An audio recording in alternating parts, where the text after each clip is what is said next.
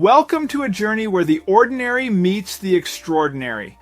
Imagine a quiet fishing trip, a routine escape from the daily grind, suddenly transformed by an unexpected encounter with a creature unlike anything seen before.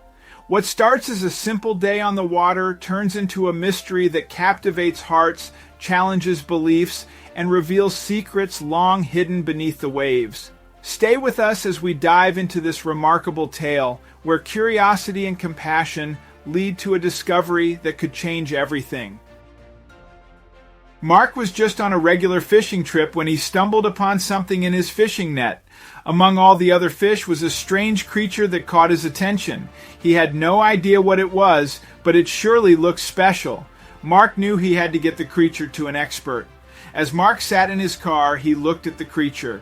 He had put it in a bowl with a bit of seawater to make sure it stayed alive during the trip to the expert. It had gotten late, and Mark knew time was running out. He had no idea whether this creature would survive the night in this small bowl. As Mark reached the expert, he frantically knocked on the door. The expert opened the door with a confused look on his face. He clearly never expected Mark to swing by unannounced, but Mark was so sure of the unique find, he didn't care about anything else. The expert took one look at the creature and immediately took a step back. "Where did you catch this, Mark?" he asked, his face as serious as could be. "This creature is... But what creature did Mark catch? Why was it so special? And what will the expert say?" It wasn't the first time Mark went fishing. He loved sailing the sea in his time away from the office. Mark worked in a typical office, everyone in their own cubicle and working for themselves. It was a boring job, but it made good money, something Mark needed to provide for his family. On his days off, or sometimes even on the weekends, Mark liked to get out his boat, drive to the sea, and sail all day long while fishing. It was his time to relax. He never caught much, though, sometimes a fish or two or a little crab in the net he dragged behind his boat. But today was different. As he prepared to sail back to shore after a full day of fishing, Mark reeled in the net that had been dragging the bottom of the sea all day long. When the net failed to reach the top, Mark began to worry. This net was worth a lot of money, and losing it would set him back big time. Not sure what to do next, Mark leaned over and stuck his hand into the water. He could feel the net floating just underneath his fingertips. He fell into the water, and the salty seawater immediately went into his nose. He carefully untangled the net and noticed he had caught something other than himself. There were tiny little fish flapping around his boat, trying to breathe. Mark quickly scooped them all up and threw them back into the water. As he put his net away, he noticed something else was still inside. A fish-like creature, not longer than his middle finger, was lying in a small puddle of water. Mark bent down to pick the creature up when he suddenly pulled his hand away. "What in the world is this?" he thought. The creature was safe in the water, so Mark quickly grabbed his phone to take a picture. Then he grabbed an empty bowl, filled it with seawater, and gently scooped the creature from the floor into the bowl.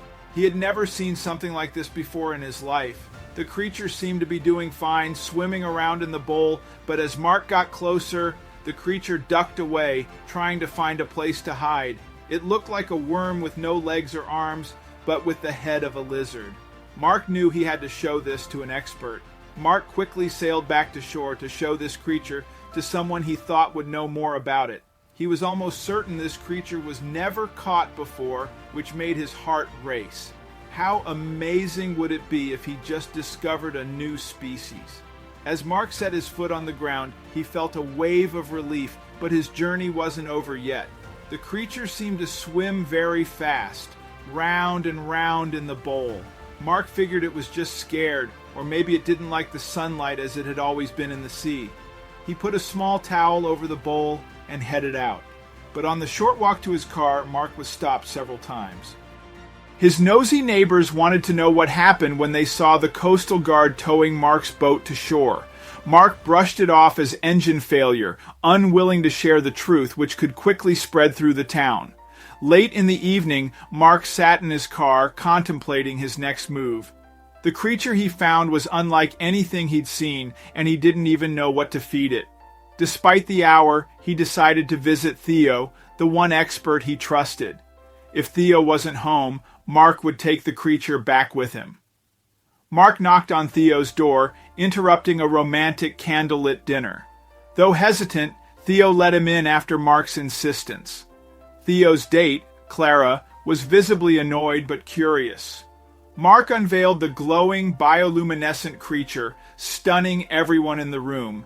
Its graceful movements and shifting colors mesmerized Clara, sparking her journalistic instincts, while Theo, despite his initial reluctance, couldn't resist the scientific mystery.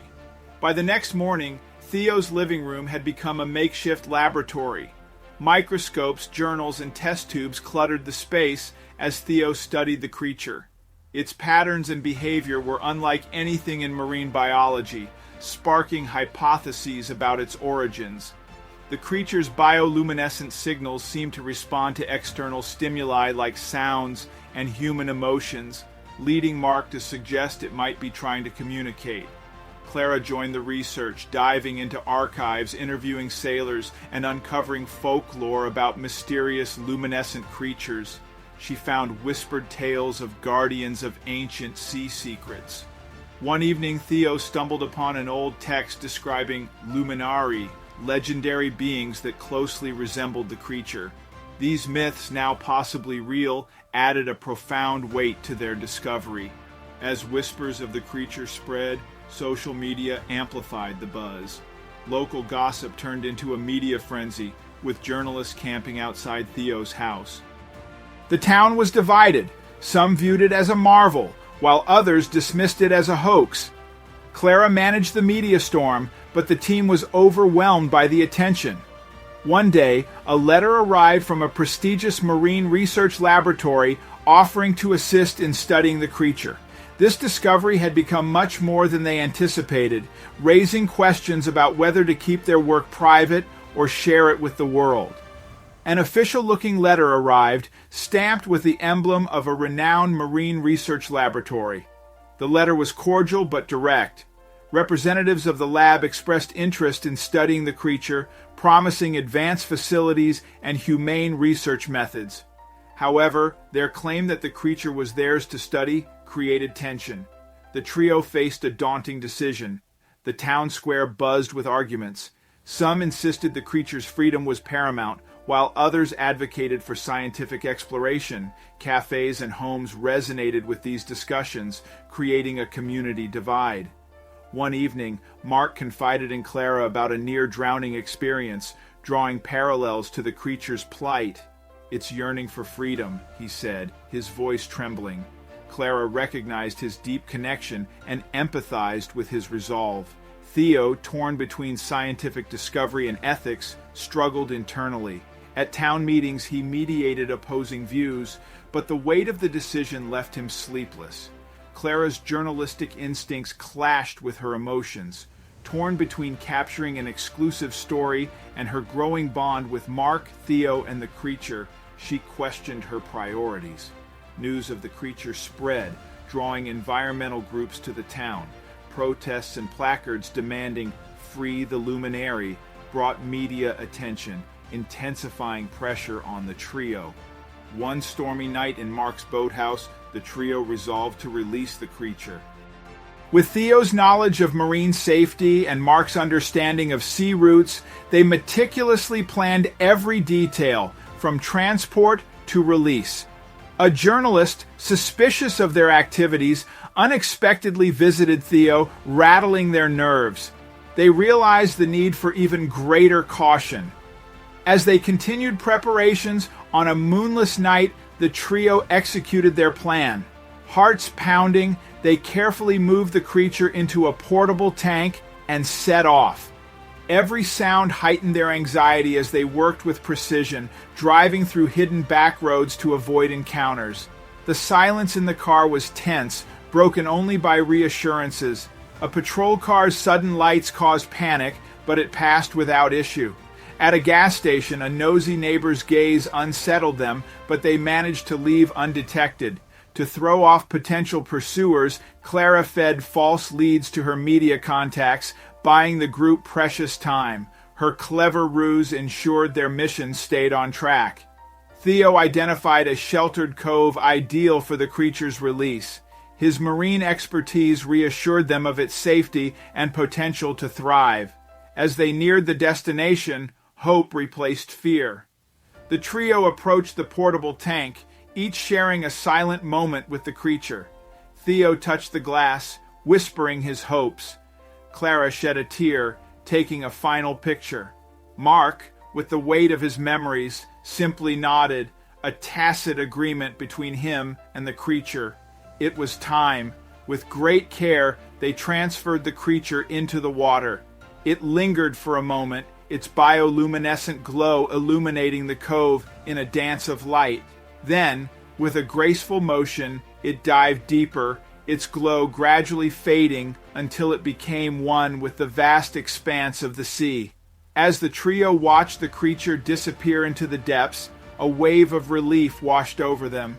However, their sense of triumph was short-lived as they realized that they were still pursued. The lab representatives and journalists were closing in, determined to uncover the truth behind the creature's disappearance. Quick thinking and a network of allies allowed the trio to evade the approaching lab representatives and journalists. They used back roads and concealed their tracks, employing diversion tactics to throw off their pursuers. The experience honed their skills in secrecy and evasion, reinforcing their determination to protect the creature. The public's response to the creature's release was a mixed bag.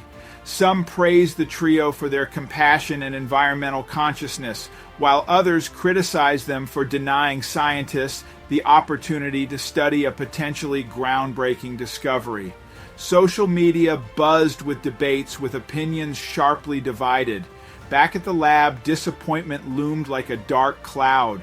The lab representatives were disheartened by the missed opportunity to unravel the creature's secrets. Their meticulous preparations and high expectations had been shattered. They faced questions from their colleagues and sponsors, leaving them grappling with their failure. It was finally revealed to the reader that the trio's central motive was to ensure the creature wasn't subjected to laboratory testing. Their commitment to preserving the creature's freedom and dignity overshadowed all other considerations. The secrecy and elaborate escape were all in service of this noble cause. Mark, once a casual fisherman, found himself introspecting about the events that had unfolded. He realized the importance of preserving nature's wonders and respecting the delicate balance of marine life. His perspective on the sea and its mysteries had shifted, leaving him with a profound sense of responsibility. In a poignant article, Clara chose to focus on the human spirit and compassion that had driven the trio's actions. She highlighted the bond that had formed among Mark, Theo, and herself, transcending professional boundaries.